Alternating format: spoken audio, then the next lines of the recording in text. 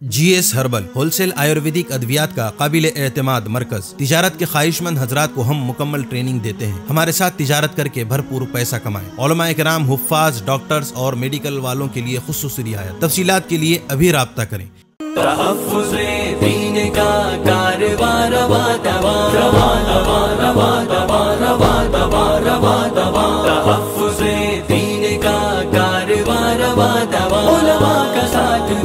आओ सबके सब यहाँ, उलमा का साथ दो, आओ सबके सब यहाँ।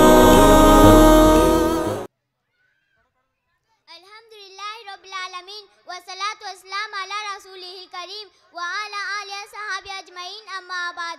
क़ाल नबी सल्लल्लाहु अलैहि वसल्लम लौला कलिमा खलक़तल इफ़लाक। मोहतरम हाज़रीन जलसा, सबसे पहले मैं अल्लाह रब्बुल इज़्ज़त का लाख लाख शुक्र अदा करती हूँ कि उसने मुझे इस लायक बनाया कि मैं आप हजरात के सामने तकरीर पेश कर सकूं। इसके बाद मैं आप हजरात की ममनून हूँ कि आप हजरात ने इस अदना तालिबा को इस नूरानी बज़्म में बयान की शहादत दी। हजरात, अभी मैंने एक हदीस आप हजरात के सामने पेश की, जिसका मतलब कुछ इस तरह है। आप सल्लल्लाहु अलैहि वसल्लम ने फरमाया कि अल्लाह का इरशाद है कि ए नबी सल्लल्लाहु अलैहि वसल्लम, अगर आपको इस कायनात में पैदा करना मकसूद ना होता तो मैं आसमान को पैदा न करता। यह एक ऐसी जिंदा हकीकत है जिसका इजहार इस हदीस कुदसी में मौजूद है। सच है, मोहम्मद ना होते तो कुछ भी ना होता। हजरात, ज़मीन व आसमान की पैदाइश, दिन रात की तब्दीली, कश्तियों का समंदर में चलना, आसमानों से बारिश बरसना, इसके ज़रिए ज़मीन का सरसब्ज़ और शादाब होना, कायनात आलम में इंसानों और हैवानों का घूमना फिरना, हवाओं का चलना, आलम की तमाम चीज़ों का मुनक़ते होना मोहम्मद सल्लल्लाहु अलैहि वसल्लम की ज़ात ग्रामी पर मौक़ूफ़ है। अगर आप सल्लल्लाहु अलैहि वसल्लम ना होते तो कुछ भी ना होता। हजरात, हमारे आका सल्लल्लाहु अलैहि वसल्लम का इस आलम में जलवा अफरोज़ होना खुदा को मंजूर ना होता तो कायनात की तख्लीक ही ना होती।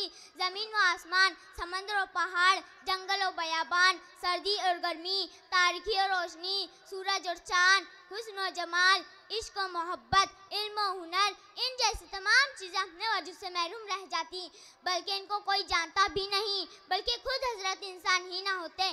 सच है, मोहम्मद ना होते तो कुछ भी ना होता।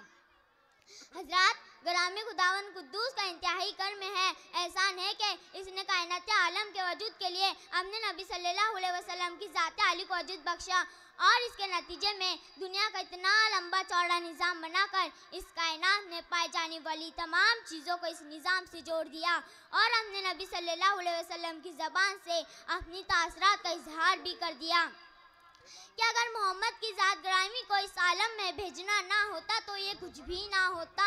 सच है, मोहम्मद ना होते तो कुछ भी ना होता। हज़रात, ज़रा ये भी सुनिए कि ना मक्का होता, ना मदीना, ना मीना होता, ना मुज़ल्फ़ा, ना ताइफ होता, ना बद्र और ओहद, ना खंदक होती, ना हुनैन, ना अबू बकर होते, ना उमर, ना उस्मान होते, ना अली, ना हमज़ा होते, ना हसनैन, ना फातिमा होती, ना आयशा, ना ज़ैनब होती, ना रुकैया। सच है, मोहम्मद ना होते तो कुछ भी ना होता।